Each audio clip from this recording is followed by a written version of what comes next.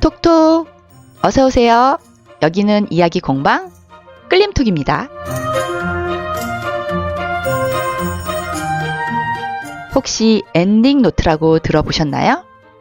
유언장을 조금 더 따뜻하게 버전업한 기록장 같은 건데요. 내가 살아온 사건, 성취, 배운 것들, 신념이나 가치관, 심지어 자기 장례식장, 음악까지 적어둘 수 있는 거죠. 이걸 쓰다 보면 지금 나의 삶이 새삼 소중하게 느껴진다고 해요. 그래서 문득 이런 생각이 들었어요. 인생에서 중요한 걸 단 하나의 글자로 표현한다면? 저는 오늘 그 한 글자를 말 그리고 몸이라고 이야기해보려고 합니다.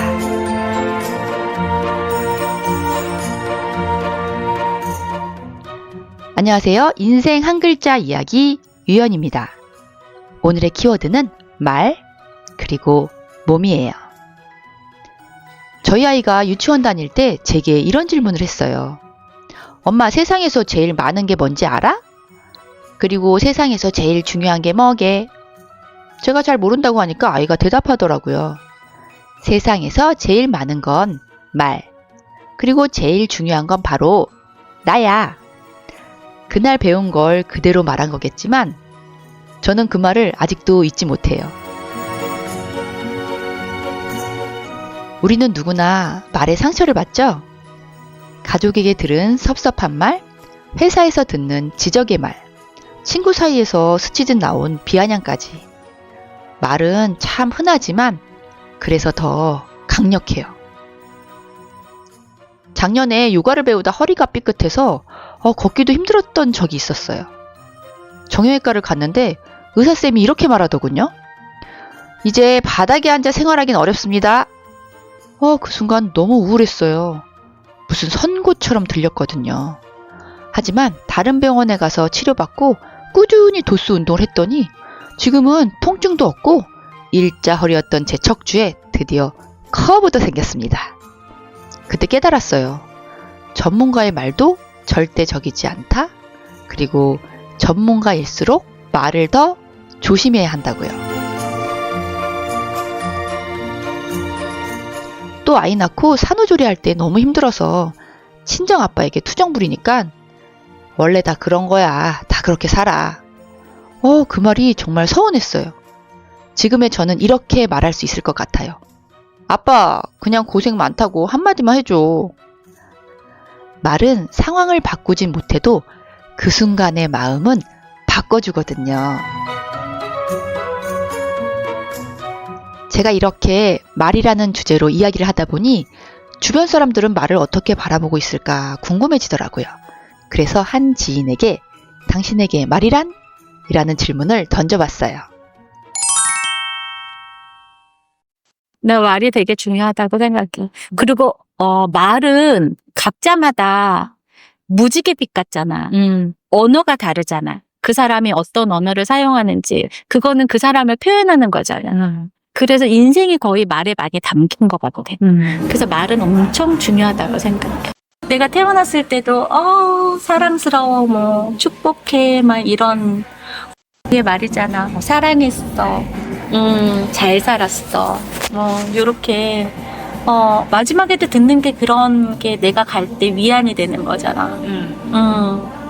이런 말들이 또 힘이 돼서 살아가는 것 같아. 좋았던 거 말은 우리 혜림이랑 요즘에 말하는 게 너무 즐거워. 티키타카 때문에 흘러가는 무의미한 이야기지만 그게 의미가 있던 무의미하던 그 사람에게 기쁨이 된다면 그거는 굉장히 삶의 한 스텝 나아가기 위한 한 스텝의 기초 같은 느낌. 제이슨 좋아하거든? 그 홍현희 남편, 우리 혜림이랑 나랑 좋아해. 근데 그 사람이 꼬임이 없는 거. 꼬임 없이 말하고 꼬임 없이 듣고. 그래서 그게 되게 좋은 것 같아. 어떤 얘기를 해도 꼬임 없이 받아들이니까 더 말을 많이 하게 되고 재밌고 이렇게 되는 거잖아. 그래서 나도 딸하고도 그게 굉장히 잘 되는 사람이거든. 우리 딸하고 진짜 꼬임 없이 아무 진짜 막 던져도 그게 다 다시 돌아올 때는 유머로 돌아와. 어떤 말을 해도 너무 웃겨. 이러니까 말이 너무 좋아. 딸과의 대화가 즐거워 삶의 한 스텝을 나가는 기초 같은 느낌이라네요. 가족 중에 그런 상대가 있다는 건 정말 감사한 일이에요. 또 꼬임 없이 듣는 마음, 그리고 상대에게 기쁨을 주고 싶다는 태도로 볼 때 역시 말은 기술이 아니라 마음의 방향이라는 걸 다시 한번 느꼈어요. 그리고 인터뷰에서 나온 문장 중에 저는 특히 이 표현이 오래 남았어요. 무지갯빛 말. 정말 그렇죠. 사람마다 말의 색깔이 다르고 그 색이 모여 그 사람을 설명해 주니까요.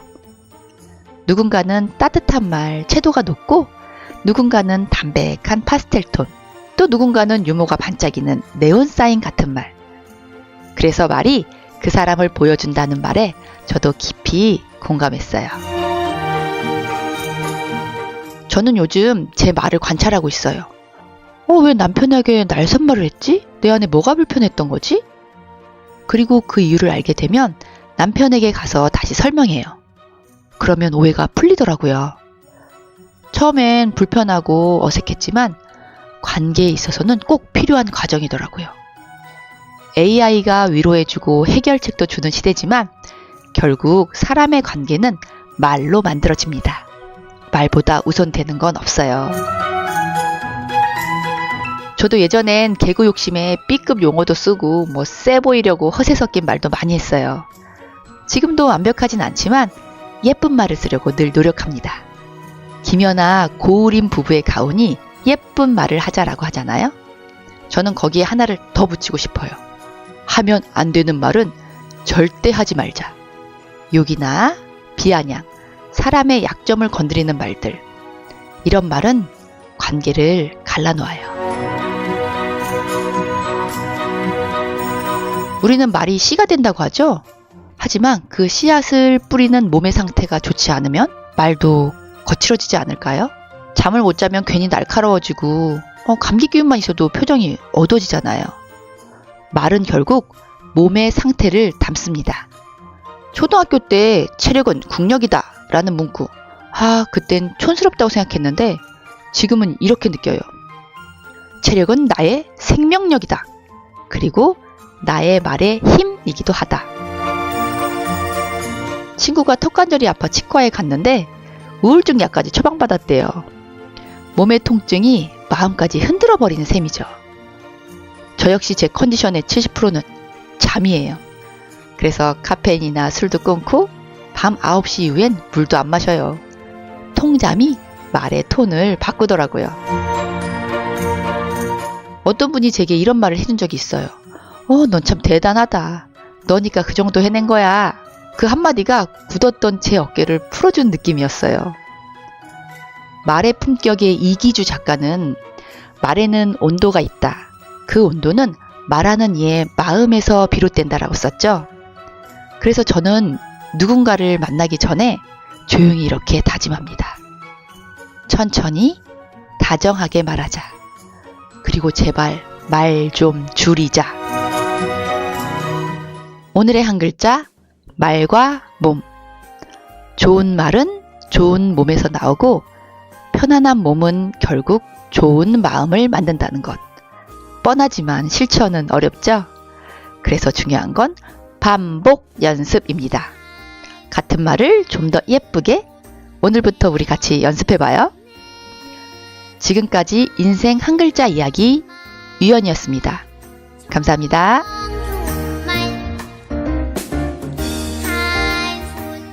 끌림톡이 작은 울림이 되어 마음의 열림까지 이어지기를 바라며 이상 이야기 공방 끌림톡이었습니다.